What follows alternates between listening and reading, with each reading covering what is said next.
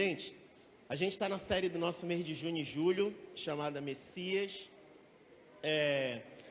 A gente encerra essa série na próxima semana, é a última ministração da série, domingo que vem.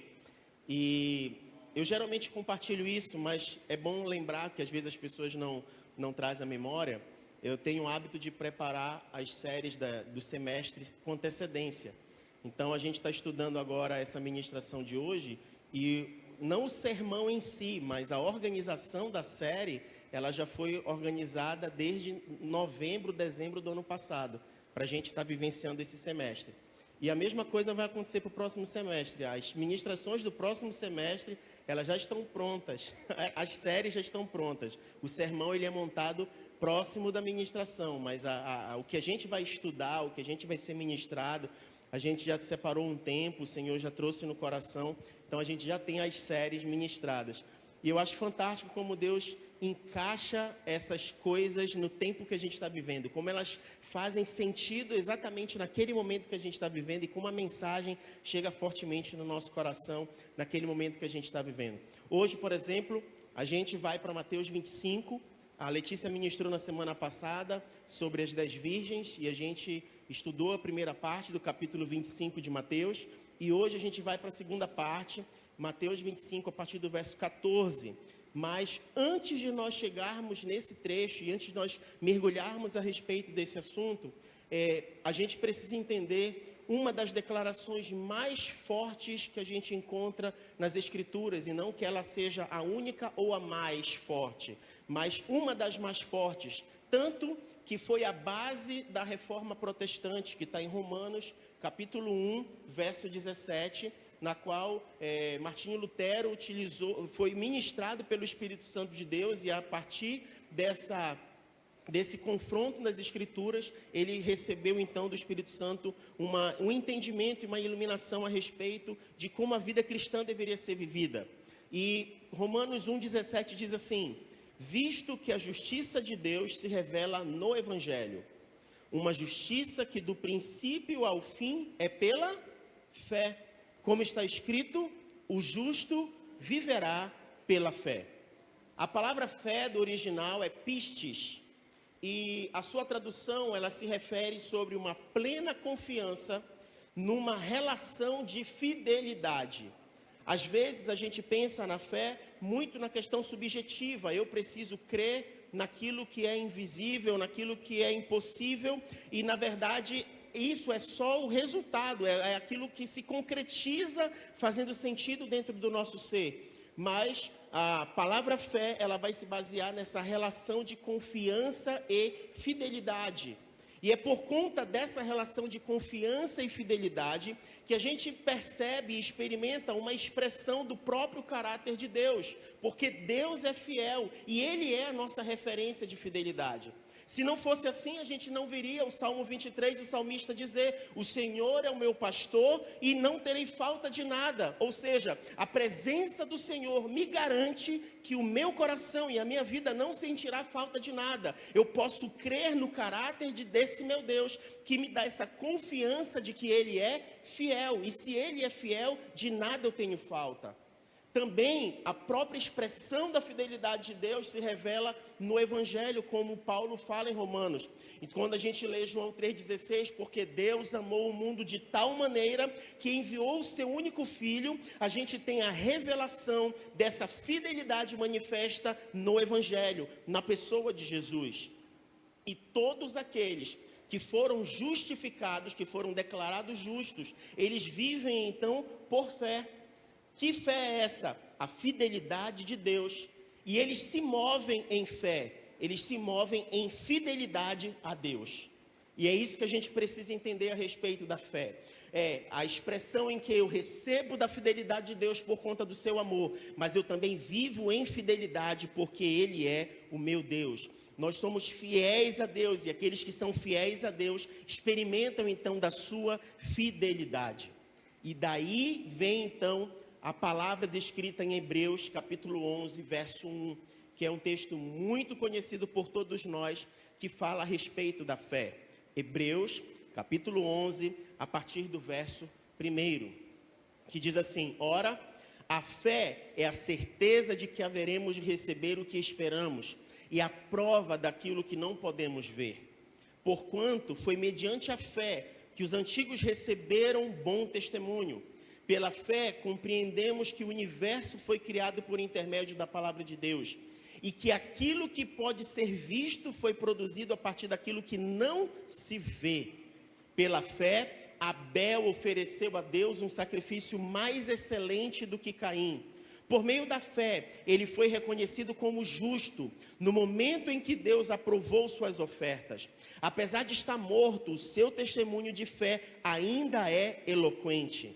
Por meio da fé, Enoque foi arrebatado de forma que não experimentou a morte e já não foi encontrado porquanto Deus o havia arrebatado, visto que antes de ser arrebatado, havia recebido o testemunho de que tinha agradado a Deus. Verso 6, em verdade, sem fé é impossível agradar a Deus.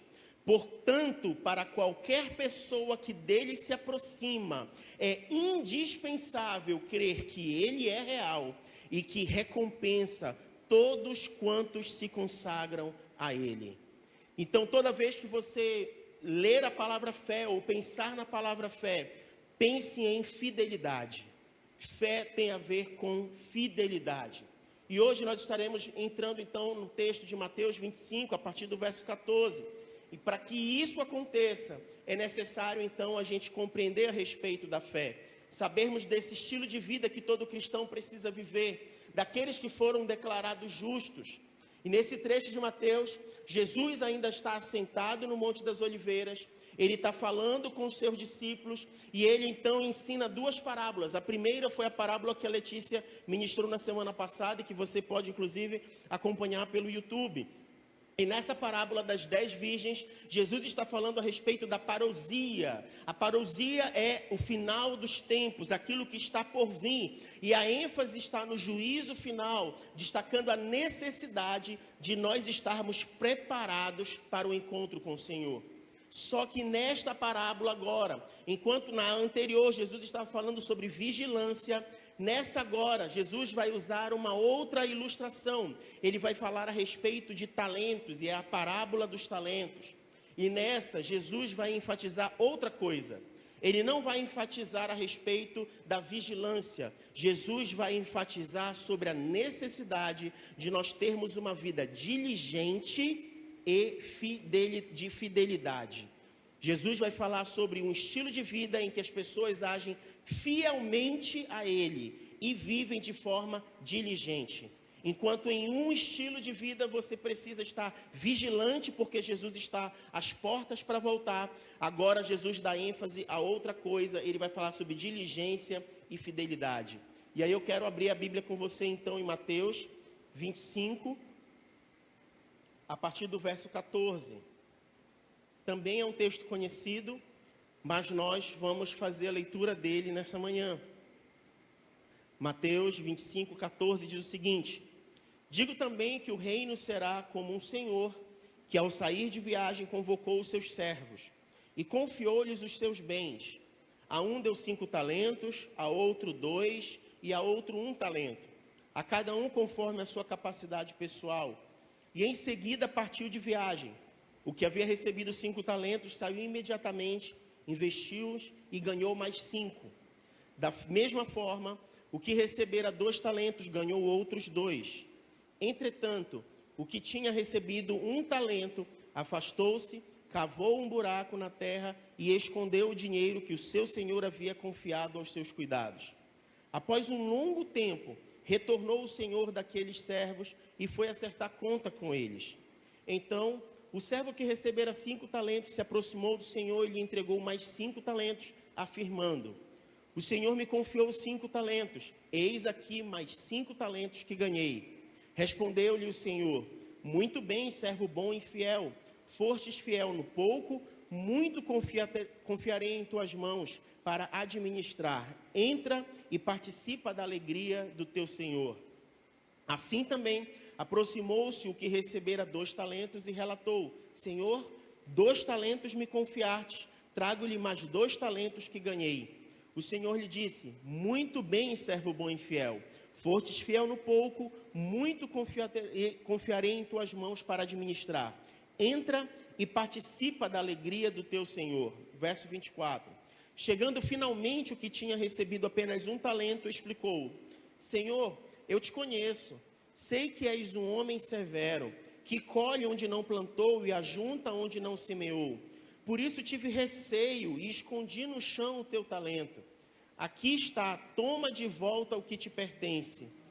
Sentenciou-lhe, porém, o Senhor: servo mau e negligente. Sabias que colho onde não plantei e ajunto onde não semeei. Então, com isso, ao menos deverias ter investido o meu talento com os banqueiros, para que quando eu retornasse, recebesse de volta mais os juros. Sendo assim, tirai dele o talento que lhe confiei e dai-o ao servo que agora está com 10 talentos. Pois a quem tem, mais lhe será confiado e possuirá em abundância. Mas a quem não tem, até o que tem lhe será tirado. Quanto ao servo inútil, lançai-o para fora, às trevas. Ali haverá pranto e ranger de dentes. Depois de falar a respeito de uma espécie de noivo, onde Jesus se encontra com uma noiva, agora Jesus se apresenta como um grande homem de negócio. E ele fala a respeito de que ele partiria então dessa terra e ficaria um tempo distante. Depois de mostrar a necessidade de estarmos preparados para a sua vinda, ele mostra como nós devemos ser diligentes enquanto aguardamos a sua volta. Tanto as virgens como os servos representam a mesma coisa, o povo de Deus. A história sobre as virgens exorta a igreja a vigiar, mas a história sobre os talentos, ela conclama a igreja a trabalhar. A viagem que Jesus faz enquanto ele vai para o céu, faz com que os crentes experimentem um momento de aguardo e de espera até que ele volte. E enquanto esse tempo é vivido, Deus permite que a sua igreja esteja atuante e esteja trabalhando. E esse momento, ele é essencial para distinguir aqueles que são crentes verdadeiros, cristãos verdadeiros e aqueles apenas que são nominais, que se declaram crentes, mas na verdade os seus corações estão diante de Deus.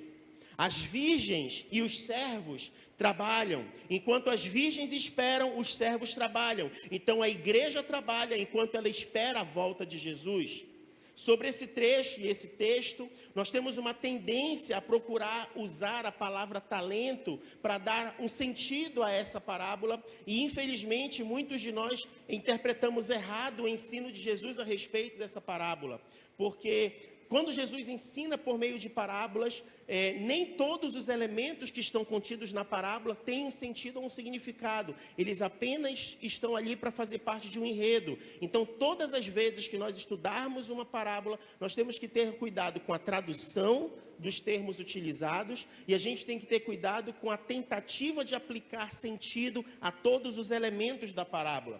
Por exemplo, essa parábola que fala dos talentos, muitos são levados a pensar talentos como habilidade, mas a tradução do original, talento, ela era uma unidade de peso, uma unidade de medida utilizada na época. Então, um talento representava cerca de 35 quilos, ou de ouro, ou de prata, ou de bronze. E é por isso que quando você chega no final da parábola, Jesus chega com o servo inútil e diz: por que você não deu para os banqueiros? Aí você fica pensando, o que banqueiro tem a ver com talento e habilidade? Exatamente por conta do contexto. Jesus não estava falando de talento enquanto habilidade, ele estava falando de talento enquanto valor exponencial, peso, monetário. Jesus está prestes a ser crucificado. Se você ler o capítulo 24, ele está falando com os discípulos a respeito dos sinais da sua vinda, os sinais vindouros, ou seja, quando ele for aos céus e tiver para voltar, haveriam sinais que anunciariam a volta dele. Ele passa o capítulo 24 de Mateus todinho falando isso. E aí você chega no capítulo 25, ele fala sobre as 10 virgens, sobre estar vigilante, e de repente, na sequência da história, ele lança então uma parábola que fala sobre administração de bens, administração de recursos. E qual o sentido? Eu não sei você, mas se eu tenho um pouco tempo para fazer algo, se eu tenho uma urgência no meu coração, eu procuro classificar aquilo que é mais importante para eu fazer como prioridade, e eu vou fazendo aquilo como prioridade porque o meu tempo é curto. Então você imagina Jesus com um tempo curto, ele sabia que seria crucificado, provavelmente seria uma das últimas oportunidades que ele teria de falar em público. Ele fala da sua vinda, e além de falar da sua vinda, ele fala sobre a administração de recursos que ele confia às pessoas. Sabe qual é o tema que Jesus está tratando então com os seus discípulos aqui? Mordomia. Mordomia. Nós podemos então de uma forma bem subjetiva pegar esse texto a respeito de talentos e achar então que a gente pode aplicar como princípio a outras coisas. Se você extrair dessa parábola e entender que mordomia, você tem a responsabilidade de cuidar e de zelar daquilo que foi confiado a você. E se você entender que valor pode ser atribuído a tudo aquilo que Deus nos confiou, não apenas os recursos materiais, então você pode aprender e aplicar esses princípios da mordomia para a sua vida de um modo geral. É como se a gente separasse então aquilo que seria bens naturais que Deus colocou na nossa mão, como o nosso corpo, como as nossas habilidades, os nossos talentos, como a nossa boa educação e a nossa vida profissional, ou todos os recursos naturais que Ele nos confiou na mão. E acreditar também que além dos recursos naturais, Deus confiou a cada um de nós recursos sobrenaturais. E esses recursos sobrenaturais também têm valor, também têm peso, e a gente precisa cuidar deles com o mesmo zelo de responsabilidade como nós cuidamos das outras coisas. E os bens sobrenaturais, nós recebemos a salvação do nosso Senhor Jesus Cristo sem merecimento algum, nós recebemos os dons, nós recebemos o Espírito Santo que habita em nós e nos fez templo e morada dele, nós recebemos a sua palavra e nós temos a graciosa direção diária que o Senhor nos dá dia após dia, do deitar ao levantar, nos direcionando a nossa vida em todas as nossas escolhas. Ora, tudo isso não seriam bênçãos e não seriam bens a serem administrados? Então, se nós aprendermos nesse princípio da mordomia, Jesus está falando de recursos materiais, mas nós entendemos que além dos recursos materiais, o Senhor também nos agracia com outros recursos. Então, no princípio da mordomia, todos nós somos mordomos de todas essas grandes dádivas que Deus concedeu a cada um de nós. E o que é o mordomo? O mordomo é o servo que cuida das coisas do seu Senhor. Ou seja, tudo isso nos foi confiado para nós cuidarmos para Ele. Isso nos ajuda a entender mais a respeito da obra inicial da nossa conversão. Muitas pessoas acham que o fato da gente ter entregue a vida para Jesus e ser convertido ao Senhor é o suficiente e bastante. Mas, na verdade, isso só nos inicia num processo de vigilância e diligência até a volta de Jesus. Isso nos ajuda a entender que a nossa vida, ela tem um processo contínuo após a salvação, que é o processo de santificação e o processo em que nós nos parecemos mais com o Senhor, abandonamos práticas que não agradam ao Senhor e estamos adorando a Ele com um estilo de vida diferente daquele vivido antes de entregar a vida a Ele. Ou seja, nós precisamos entender que a nossa vida precisa dar uma resposta ao ato de redenção que recebemos da parte do Senhor. E a redenção, nós já aprendemos aqui, nós já fomos ministrados sobre isso. Redenção, o significado da palavra redenção é resgate de propriedade.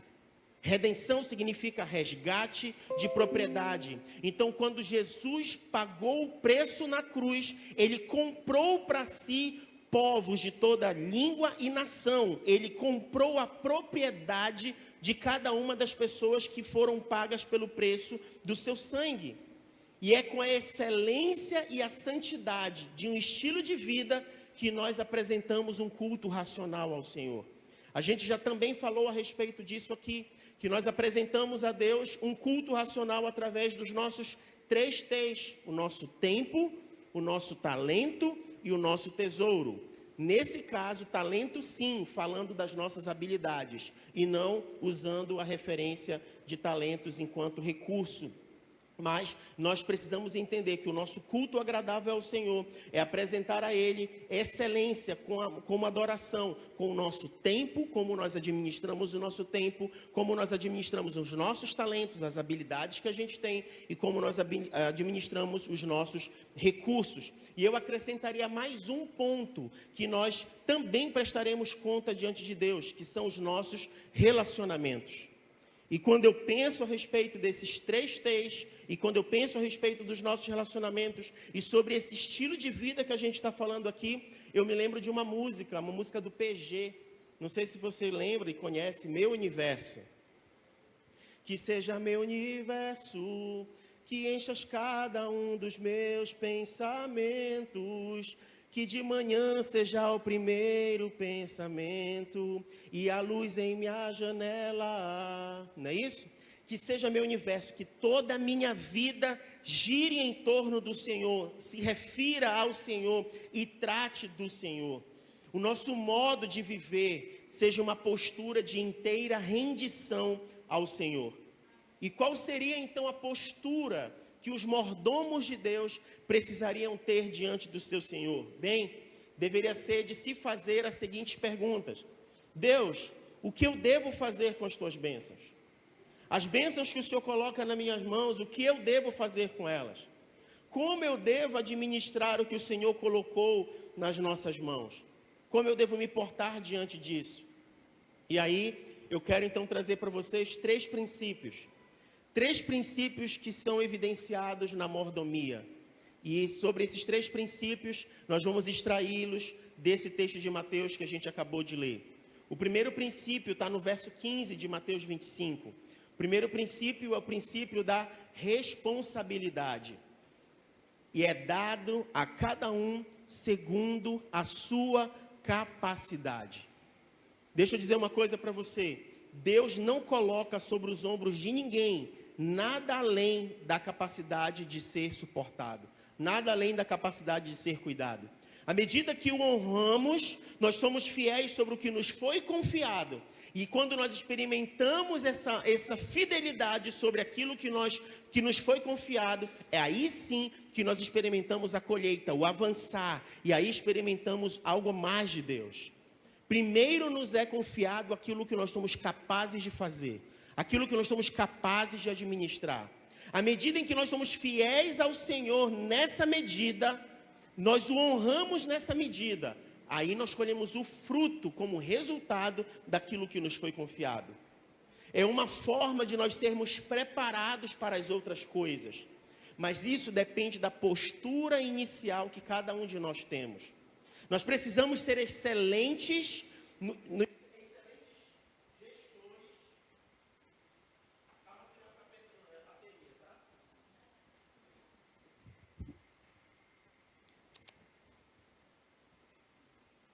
Nós precisamos ser excelentes gestores de tudo aquilo que nós temos. Abre comigo Provérbios 21, 20. Olha o que diz em Provérbios 21, 20.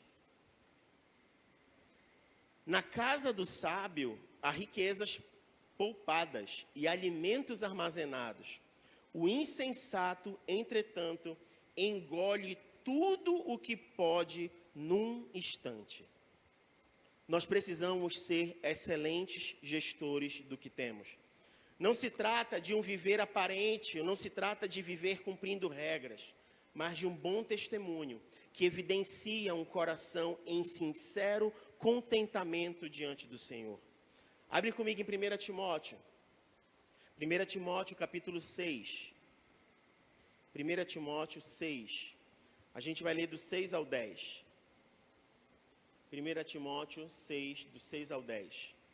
Diz assim: de fato, a piedade acompanhada de alegria espiritual é grande fonte de lucro, porque ingressamos neste mundo sem absolutamente nada, e ao partirmos daqui, nada poderemos levar.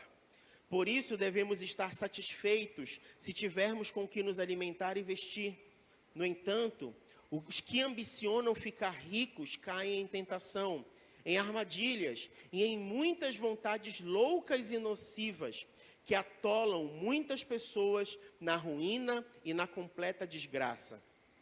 Porquanto o amor ao dinheiro é a raiz de todos os males, e por causa dessa cobiça, alguns se desviaram da fé e se atormentaram em meio a muitos sofrimentos. Deus sabe a capacidade de cada um de nós, e Ele vai nos confiar algo de valor, segundo a capacidade que nós temos. E Ele espera de nós uma postura de responsabilidade, como bons mordomos, sobre aquilo que Ele confiou a cada um de nós. Ou seja, tem muito mais a ver com a postura e a motivação que eu tenho, do que com as minhas condições para administrar alguma coisa. Tem muito mais a ver com como eu me porto diante daquilo que me foi confiado, do que como eu acho capaz de administrar aquilo que foi colocado nas minhas mãos.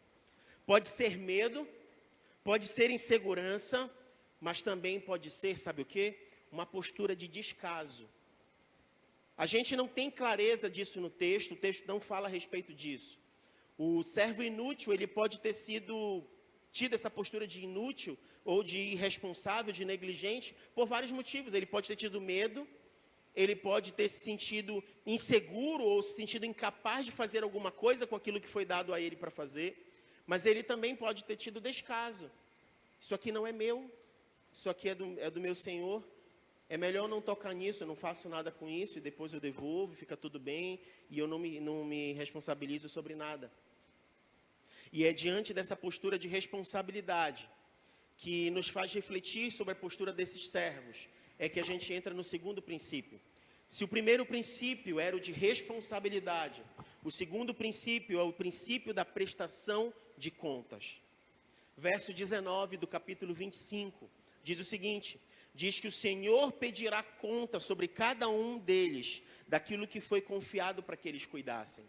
E Jesus começa então a ensinar que quando o Senhor voltar quando ele voltar da sua viagem, ele vai chegar diante dos seus servos e vai pedir conta de tudo aquilo que ele confiou, de todos os recursos que ele colocou na mão desses servos. E em Eclesiastes nós vemos algo muito interessante a respeito da prestação de contas. Eclesiastes capítulo 12, verso 13 e 14. Eclesiastes 12, 13 e 14.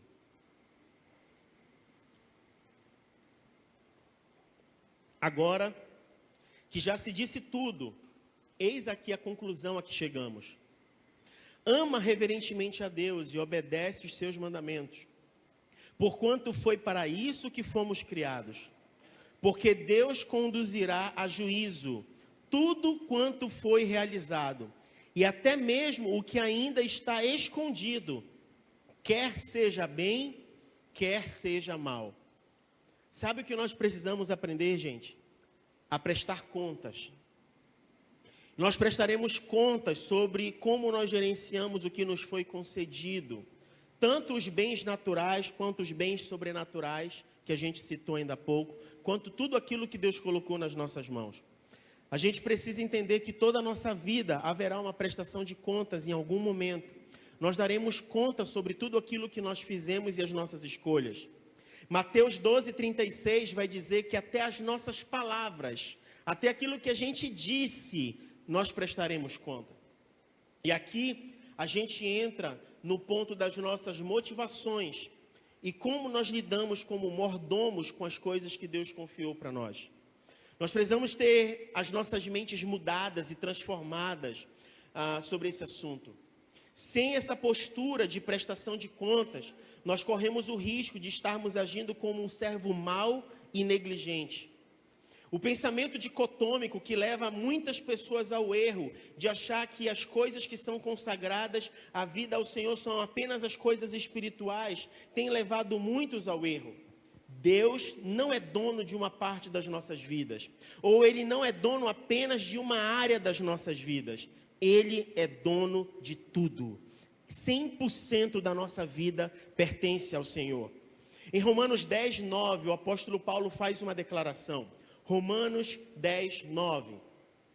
Se com tua boca confessares que Jesus é o Senhor, e creres em teu coração que Deus ressuscitou dentre os mortos, serás salvo. Porque com o coração se crê para a justiça, e com a boca se faz confissão para a salvação. E aí eu trago para vocês mais um resgate de significado das palavras. Mais uma vez a gente precisa entender o que significa confessar Jesus como Senhor. Assim como eu falei que redenção é compra de um resgate, assim como eu falei que talento não é habilidade, mas é recurso, confessar Jesus como Senhor, o grego do original é kurios. E o que significa? É aquele a quem a pessoa pertence. É o sentido de ser possuidor de um escravo. Então, quando a gente declara que Jesus é o nosso Senhor e que Ele nos resgatou e passou a ser o nosso Senhor, a gente está querendo dizer, e as Escrituras estão declarando, que nós passamos a ser propriedade dEle como escravos e Ele é o nosso Senhor. Então, nós não pertencemos a nós mesmos, nós pertencemos a Ele, pertencemos a Deus, que por um ato de amor e de misericórdia, nos comprou e nos deu o privilégio de sermos adotados, e podemos então ter essa relação de filhos servos, de servos que são tratados como filhos. E em Romanos ainda, Romanos 8, essa condição nos permite chamar Deus de papai. Romanos 8,15 vai dizer isso. Às vezes o que falta para nós é compreensão da profundidade das Escrituras. O que significa ser pertencente a Deus? O que significa ser propriedade do Senhor? 1 Pedro 2,9, vós sois geração eleita, e a gente vibra por ser geração eleita. Chama a gente de sacerdócio real, a autoridade foi me dada, eu tenho autoridade, eu exerço influência. Nação santa, Ele me separou. Mas o texto também fala, povo de propriedade exclusiva de Deus. Significa dizer um pertencimento exclusivo. Ele não nos divide com ninguém. E é por isso que as Escrituras vão dizer que não tem como você ter um estilo de vida se declarando salvo e não vivendo como salvo. Se declarando santo e não tendo uma vida de santidade, se declarando crente e não vivendo uma vida que glorifica a Deus. É disso que as Escrituras estão falando. Ele te comprou por um preço muito alto, você é propriedade dele, pois então entenda o que significa viver essa vida de servo, um filho servo.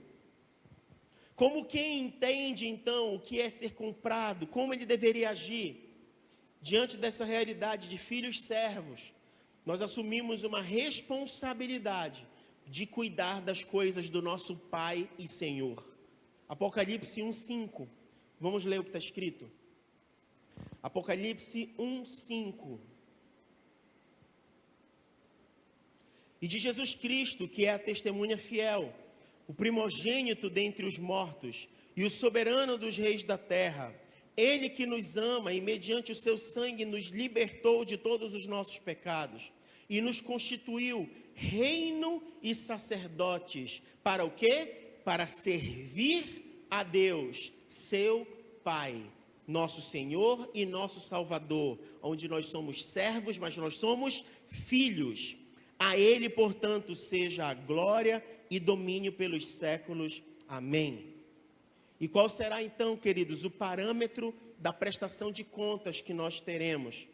Bem, se nós falamos no começo dessa ministração que Deus é fiel, que Deus é justo e que a fé se move pela fidelidade, não haveria outro parâmetro para nós prestarmos contas diante de Deus que não seja a sua palavra. Deuteronômio 32,4 vai dizer o seguinte: Ele é a nossa rocha, suas obras são todas perfeitas, e os seus caminhos todos justos. Deus é fiel e jamais comete erros. Deus é bom, sábio e justo. Deuteronômio 32,4 diz isso. Mas olha o que diz o Salmo 33,4. Salmo 33,4 diz o seguinte: porque a palavra do Senhor é verdadeira, Ele é fiel em tudo o que realiza. E olha o que diz o Salmo 145, 17. Salmo 145, 17. O Senhor é justo em todos os seus caminhos e fiel em todas as suas obras. O resultado da prestação de contas não será uma régua passada pela nossa mediocridade ou pela nossa falta de fidelidade. A nossa prestação de contas diante do Senhor será na medida em que Ele estabeleceu a sua fidelidade. Será por meio da sua palavra. Sobre isso nós prestaremos contas. E sabe qual é o resultado da prestação de contas? O último princípio que eu falei para vocês que nós estaríamos meditando na manhã de hoje. Nós falamos sobre o princípio da responsabilidade, que foi o primeiro. Nós falamos sobre o princípio da prestação de contas, que é o segundo. E agora nós chegamos no terceiro princípio, que é o princípio da recompensa. No verso 20, você vai perceber que o Senhor voltou, pediu a prestação de conta dos seus servos, mas Ele foi fiel na postura em que Ele recompensou a fidelidade dos seus servos. Então, ver a bondade do Senhor faz parte daquilo que nós experimentaremos aqui nessa terra. Às vezes a gente quer experimentar da fidelidade de Deus só porque nós fomos declarados justos ou porque Jesus morreu na cruz e nós entregamos a nossa vida para Ele. Mas no princípio que Jesus ensina por meio dessa parábola, haverá uma responsabilidade sobre os nossos ombros, haverá uma prestação de contas que nós devemos dar, e é diante disso, ou seja, daquilo que a gente planta, é que a gente recebe a colheita. E aí sim o princípio da recompensa. Olha o que diz Colossenses 3, 22. Colossenses 3, 22. Escravos, obedecei em tudo a vossos senhores terrenos, não servindo apenas quando supervisionados, como quem age somente para contentar os homens, mas trabalhando com sinceridade de coração, por causa do vosso temor ao Senhor. E tudo quando fizerdes, fazei-o de todo o coração, como para o Senhor e não para homens, conscientes de que recebereis do Senhor a recompensa da herança. É Cristo, o Senhor, que estáis servindo. Pois quem agir de forma injusta, receberá o devido pagamento da injustiça cometida. E nisto não há exceção para pessoa alguma. E a gente consegue ver a relação direta disso com o texto do início da ministração que fala sobre fidelidade. Você demonstra sua fidelidade multiplicando os recursos que o Senhor colocou nas suas mãos. Essa fidelidade será recompensada pelo Senhor. O texto fala que haverá elogio da parte do Senhor, servo bom. Haverá maiores responsabilidades, você foi fiel no pouco, vou lhe colocar sobre mais. E ainda haverá a alegria da intimidade. Vem para o gozo do teu Senhor. 3 frutos que a gente pode colher da recompensa do Senhor por uma vida de diligente fidelidade. A gente vai experimentar o elogio do Senhor, a gente vai experimentar maiores responsabilidades e a gente vai experimentar a alegria da intimidade. Ao servo inútil, o talento é tomado e é transferido para o outro. A negligência, ela é penalizada com a repreensão do Senhor, com a perda de responsabilidade e com o banimento eterno da proximidade com o Senhor. Aquele que pensa somente em si, não apenas prejudica a obra do Senhor, mas prejudica a si mesmo. E aí eu quero ler com você o que está escrito em Lucas 12, 42. Você já deve ter percebido que eu estou lendo muito texto, né? Eu gosto de, sempre que possível, me disciplino para trazer muita referência bíblica, porque assim as minhas palavras vão diminuir e as palavras do Senhor vão ser abundantes. Então, se a palavra do Senhor for abundante, ela mesma fala o que precisa ser comunicado e o Espírito Santo mesmo testifica o que precisa ser testificado. Aí eu preciso falar menos. E aí você não precisa ser convencido pelos meus argumentos. Você é convencido pelo Espírito Santo e pela palavra. Então, eu sempre me esforço a isso. E eu espero que nessa manhã a gente esteja experimentando disso. E eu falo com muito temor no coração essa manhã. Lucas 12, 42 diz assim: Ao que o Senhor lhes asseverou: quem é, portanto, o administrador fiel, que age com bom senso, a quem o Senhor encarrega dos seus servos para ministrar-lhe sua porção de alimento no tempo devido? Feliz o servo a quem o Senhor surpreender agindo dessa maneira quando voltar. Asseguro-vos que ele o encarregará de todos os seus bens.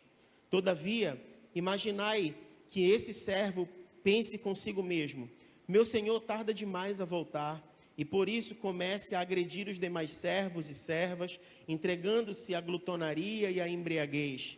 Entretanto, o senhor daquele servo voltará no dia em que ele menos espera, e num momento totalmente imprevisível, e o punirá com todo rigor e lhe condenará ao lugar dos infiéis. Aquele servo que conhece a vontade de seu senhor e não prepara o que ele deseja, nem age para agradá-lo, será castigado com extrema severidade. Não sou eu que estou falando, são as Escrituras através das próprias palavras de Jesus. Se esse assunto ele não fosse tão importante, não estaria sendo declarado por Jesus, e ele não as pronunciaria no momento tão importante da sua história, próximo de ser crucificado, quando o seu tempo se abreviava. Mas não se preocupe que a ideia aqui não é fazer nenhum apelo especial, e nem pedir uma oferta especial sobre nada, e nem fazer uma campanha de nada, e nem fazer propósito nenhum diante dos homens. Se você não tiver o seu coração rendido e não estiver sendo fiel ao Senhor na real motivação do seu coração, você pode estar vivendo mera aparência e mero formalismo, e Deus não está se agradando de nada, e o resultado não será os princípios escolhidos que a Escritura fala.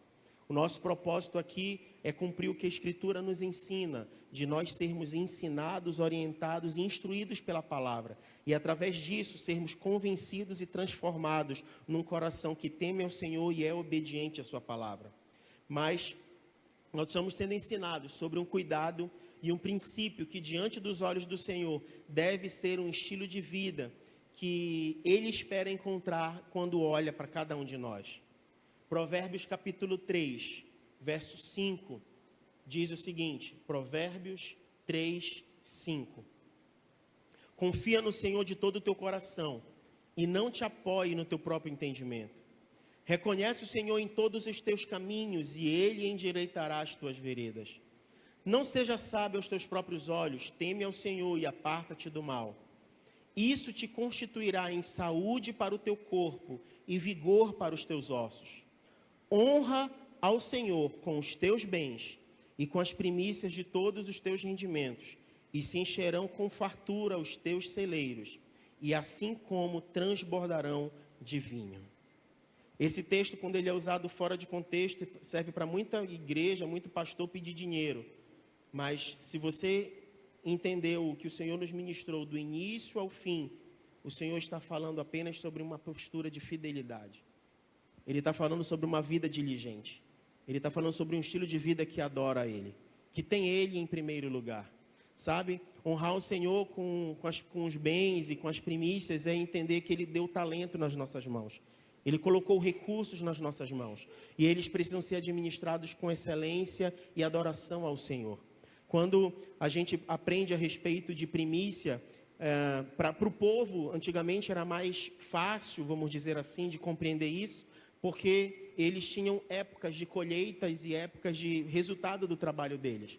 Então eles chegavam numa plantação, chegou a época da colheita, eles simplesmente, a primeira safra, o primeiro corte que eles faziam da plantação, isso era a primícia que eles entregavam para o Senhor.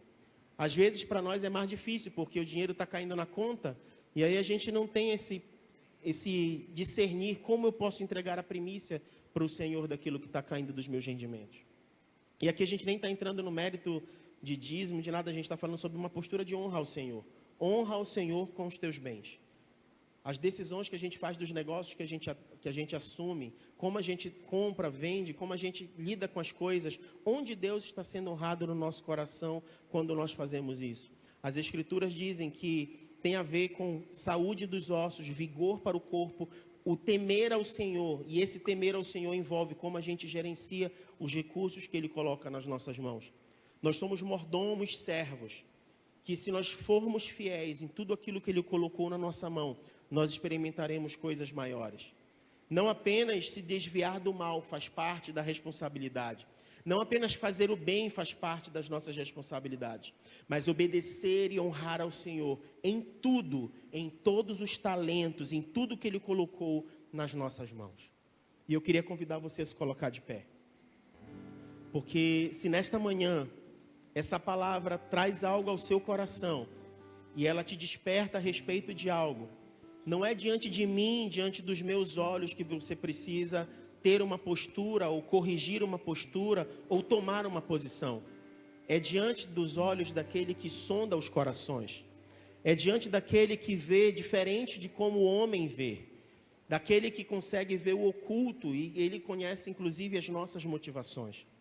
Se essa palavra te trouxe despertamento a respeito de como você tem sido mordomo do seu Senhor, que você possa, diante dele, assumir o compromisso necessário. Corrigir uma trajetória, corrigir uma postura, corrigir um trato com as coisas do seu Senhor. E se você ainda tem dúvida sobre o que é do teu Senhor, eu vou te ajudar. Pelo que nós entendemos hoje nas Escrituras, tudo é do teu Senhor. Tudo é dele. Toda a nossa vida é dele. E graciosamente Ele nos confia e coloca sobre nossa responsabilidade. A gente já precisa ser fiel sobre o pouco que muitas vezes a gente tem. O ar que a gente respira, a família que está com a nossa responsabilidade, a nossa casa, aonde o Senhor nos plantou como igreja. Só isso já é muito para que a gente tome de conta. Curve sua cabeça, fale com o Senhor por um instante. Aproveite esse tempo agora. Sejas meu universo, não quero dar-te só um pouco do meu tempo. Não quero dar-te um dia apenas da semana. E sejas meu universo. Não quero dar-te as palavras como gotas. Quero que saia um dilúvio de bênçãos da minha boca. Que sejas meu universo. Que sejas tudo o que sinto e o que penso. Que de manhã seja o primeiro pensamento e a luz em minha janela. Que sejas meu universo. Que enchas cada um dos meus pensamentos. Que tua presença e o teu poder seja alimento. Jesus, este é o meu desejo. Sejas meu universo. Eu quero ter o dono sempre dos meus anos. Te quero dono do meu tempo e dos meus planos. Que sejas meu universo. Que sejas tudo o que sinto e o que penso. Que de manhã seja o primeiro pensamento e a luz em minha janela. Que sejas meu universo. Que enchas cada um dos meus pensamentos. Que tua presença e o meu poder seja alimento. Jesus, esse é o meu desejo.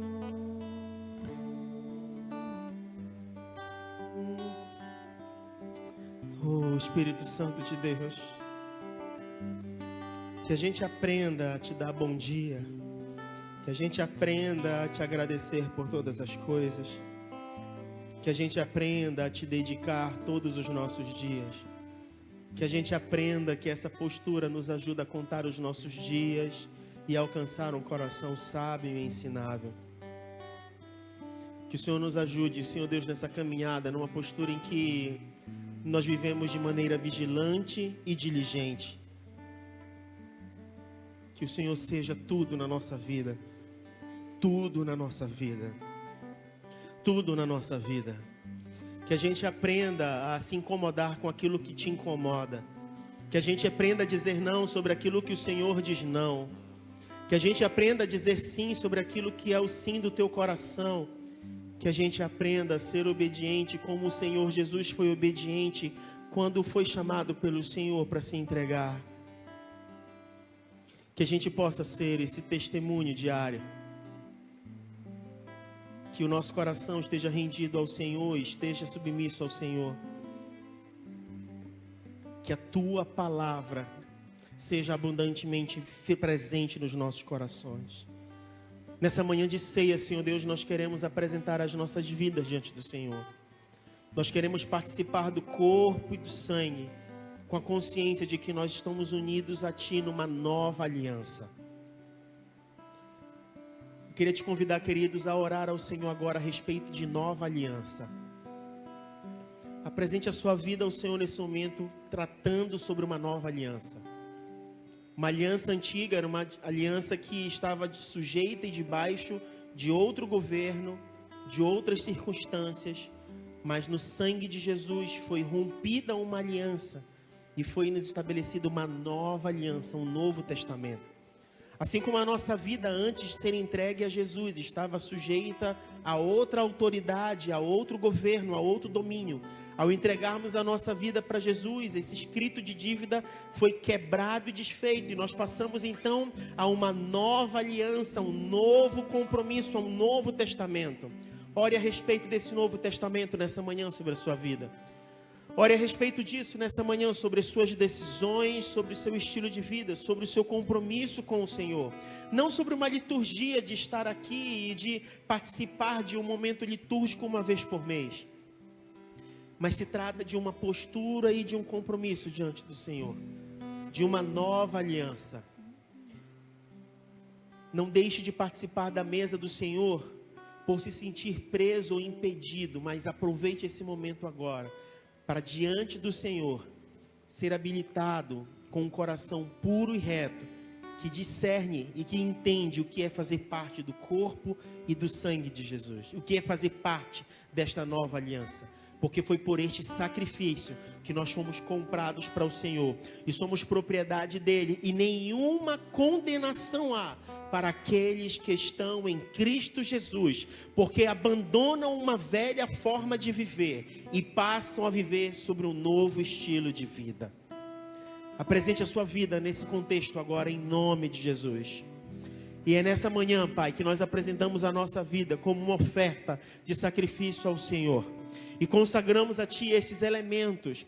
E nos alegramos pelo privilégio, a honra de nesta manhã podermos sentar na mesa com o Senhor e participar da comunhão com os irmãos. Seja bendito, seja adorado e seja exaltado, Senhor.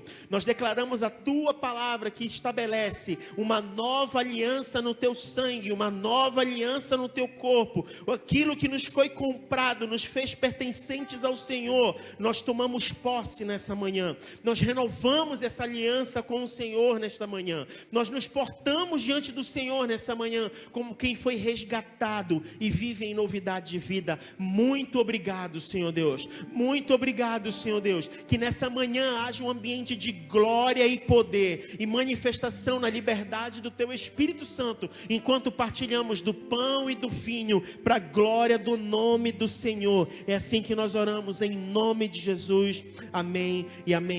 Se você vai participar da ceia, se você é batizado, se você está em comunhão com o Senhor, saia do seu lugar, venha, pegue os elementos e volte para o seu lugar. E enquanto você volta, você já vai trocando em comunhão com o seu irmão, já vai partilhando com ele da alegria da salvação.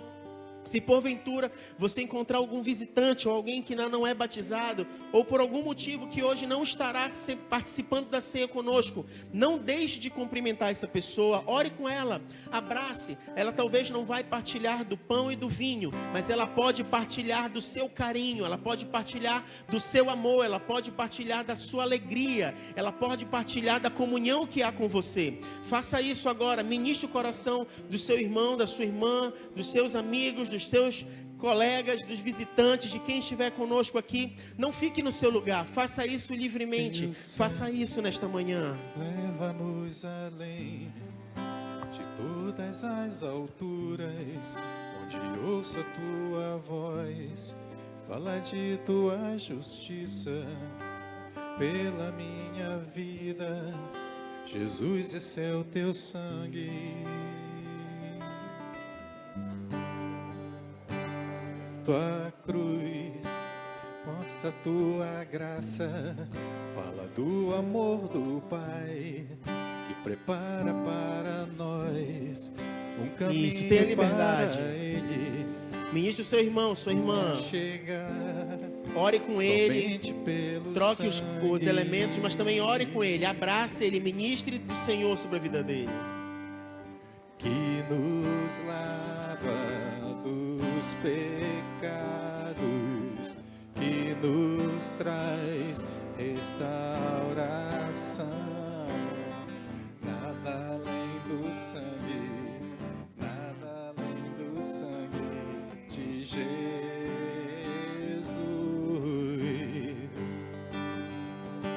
que nos faz brancos como a neve, aceitos como amigos de Deus. Nada além do sangue, nada além do sangue de Jesus.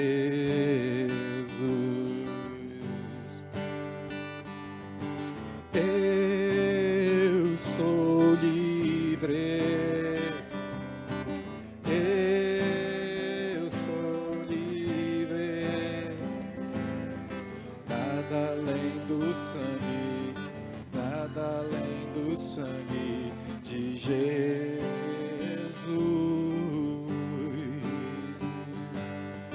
Eu sou livre. Eu sou livre. Nada além do sangue, nada além do sangue de Jesus. Tua cruz mostra tua graça, fala do amor do Pai que prepara para nós um caminho para Ele, onde posso me achegar somente pelo sangue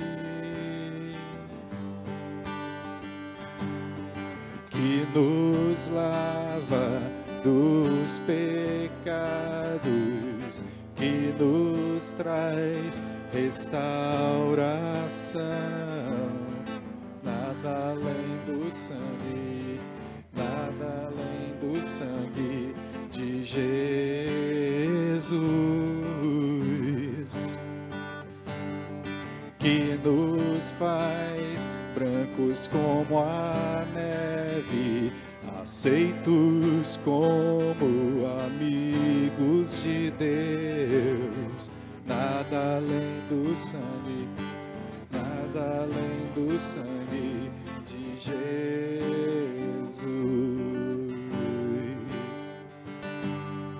Eu sou livre. Eu sou livre. Nada além do sangue de Jesus.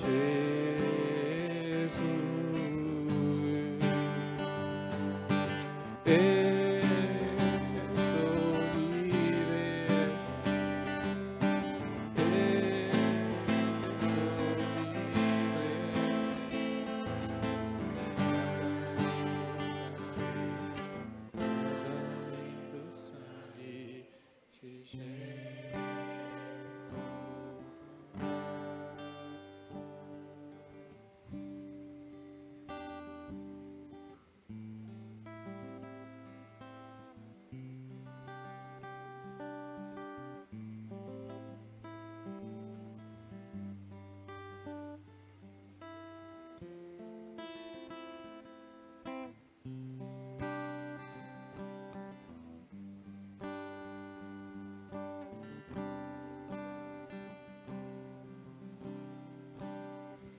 queria convidar você a participar dos elementos de uma forma muito intimista, assim.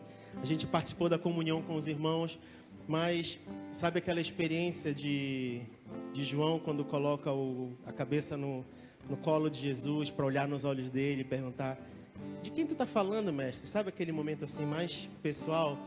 Que a gente possa, nesse momento de sentar à mesa, ser aquele que ele colocou ao lado e a gente tem a oportunidade de olhar nos olhos dele e dizer: que bom estar aqui com o Senhor.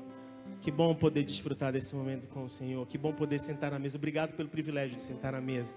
Obrigado por, nesse ambiente de sentar à mesa, o Senhor nos ensina tanto. Nosso coração possa desfrutar dessa comunhão. Faça isso livremente agora. Participe do pão e do vinho livremente diante do Senhor. Tenha o seu momento, faça a sua oração. Se você quiser dobrar os seus joelhos, se você quiser ir para um lado aqui do auditório e se expressar em oração, faça isso com o Senhor agora.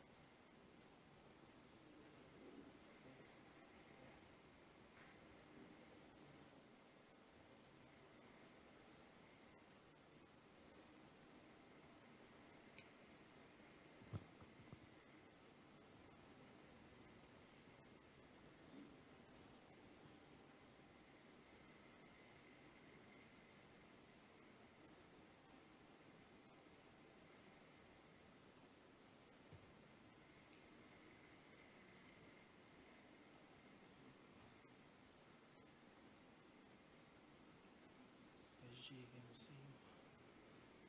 Tu és digno, Senhor. Tu és digno, Senhor. Cheira da vassoura e cada baixando. Senhor é maravilhoso, Deus. Obrigado, Senhor. Obrigado pela tua bondade e misericórdia, Senhor. Obrigado porque o Senhor é digno, santo e justo. Santo e justo, santo e justo, santo e justo, Senhor. Santo e justo, Senhor.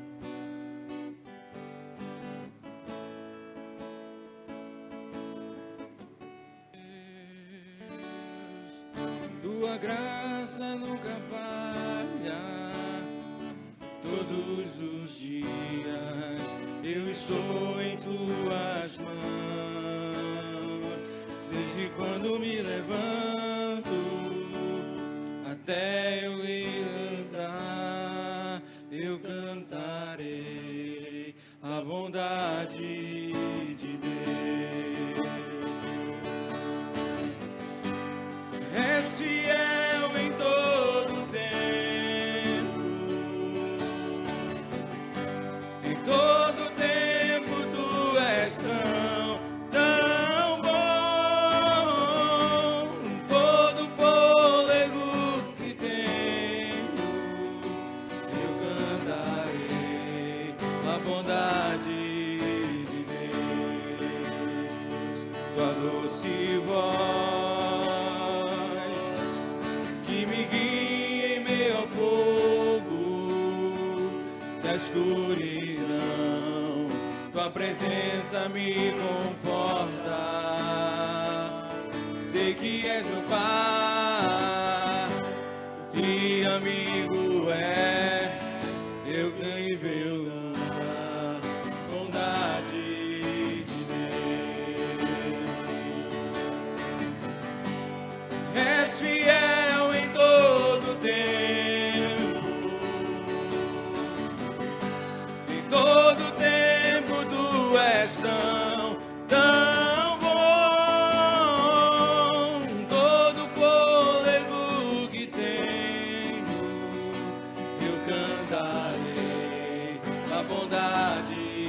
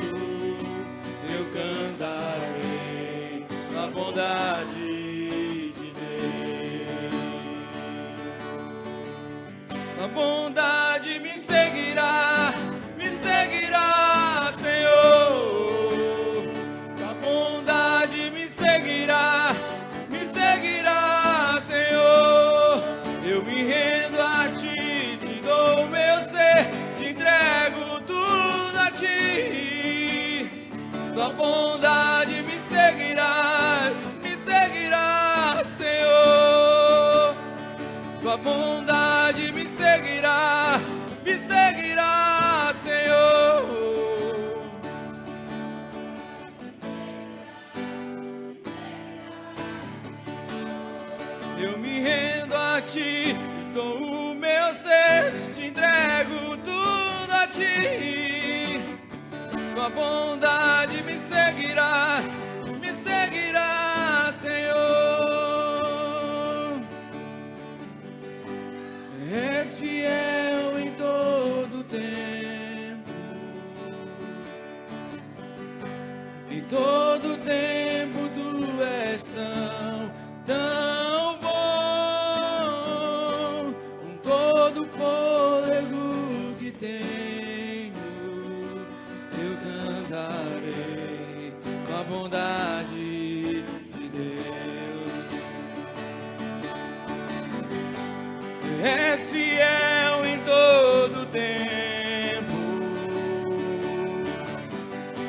em todo tempo tu és tão bom, em todo fôlego que tenho, eu cantarei a bondade de Deus. Nós rendemos graças ao Senhor na manhã desse domingo, Pai, e entregamos tudo ao Senhor. Te louvamos, Senhor Deus, por todos os benefícios do Senhor, por toda a bondade e misericórdia do Senhor. Que o Senhor seja engrandecido, adorado e exaltado para todo sempre e sempre. Se você crê, diga amém, dê graças a Deus, aplauda ao Senhor. Glória a Deus.